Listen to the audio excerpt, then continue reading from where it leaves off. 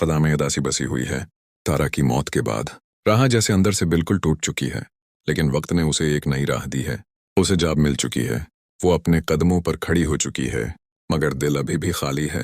बीजान बेहिस दफ्तर में सब लोग मसरूफ हैं, लेकिन राह एक कोने में बैठी कहीं खोई हुई है।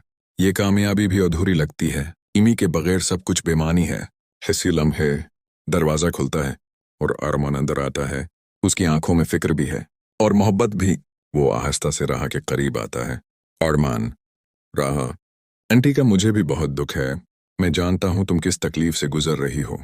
राह खामोश रहती है, जैसे अल्फाज उसका साथ छोड़ चुके हों।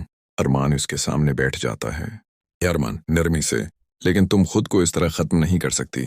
तुम बहुत मजबूत हो, राह आहिस्ता से बोलती है। राह, मजबूत? मैं? अरमान, मैं तो अंदर से टूट चुकी हूँ। अरमान एक लम्हा खामोश रहता है, फिर दिल की बात कह देता है। अरमान जज्बाती अंदाज में, राह, मैं तुम्हारे बगैर नहीं रह सकता। मैं तुमसे मोहब्बत करता हूँ, बहुत ज़्यादा। ये सुनकर राह चौंक जाती है। उसकी आंखों में हैरत और दर्द दोनों होते हैं। राह, अरमान, अभी मेरी जिंदगी में मोहब्बत के लिए कोई जगह नहीं है। अरमान उसका हाथ थाम लेता है।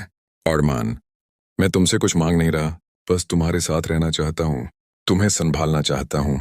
राह के दिल में एक जंग शुरू हो जाती है। एक तरफ माजी का दुख और दूसरी तरफ अरमान की सच्ची मोहब्बत। वसीम के चेहरे पर सख्ती थी और उसकी आवाज में एक आखिरी फैसला।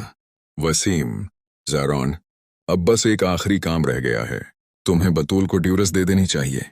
ये अल्फाज सुनकर ज़ारौन के कदम जैसे रख गए। वो हैरत और उलझन के साथ अपने बाप को देखता है। ज़ारौन, अबू, क्या ये बहुत जल्दी नहीं हो रहा? अभी बहुत कुछ अधूरा है। मैं अभी ये कदम नहीं उठा सकता। वसीम गुस्से में आ जाता है। वसीम, कुछ फैसले वक्त पर करने पड़ते हैं ज़ारौन। मैं मजीद इंतजार नहीं कर सकता। ज़ारौन खामोश हो जाता है, मगर उसके दिल में एक और कहानी चल रही थी। वो जानता था कि वो बतूल के साथ खुश नहीं है, क्योंकि उसका दिल किसी और के लिए धड़कता था, राह के लिए। आसी रात ज़ारौन हिम्मत करता है और अपने बाप के सामने एक सच रखता है। ज़ारौन, अबू, अगर आप मेरी खुशी चाहते हैं तो मेरी बात सुने। मैं राह से शादी करना चाहता हूँ। ये सुनते ही वसीम का चेहरा सख्त हो जाता है।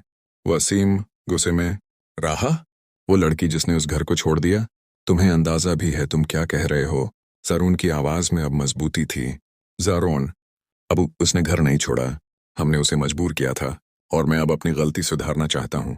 इधर राह अब भी अपने दुखों में घरी हुई थी, लेकिन उसे खबर नहीं थी कि उसकी जिंदगी एक बार फिर बदलने वाली है। वसीम सोच में पड़ जाता है। एक तरफ उसकी अना और दूसरी तरफ उसके बेटे की खुशी।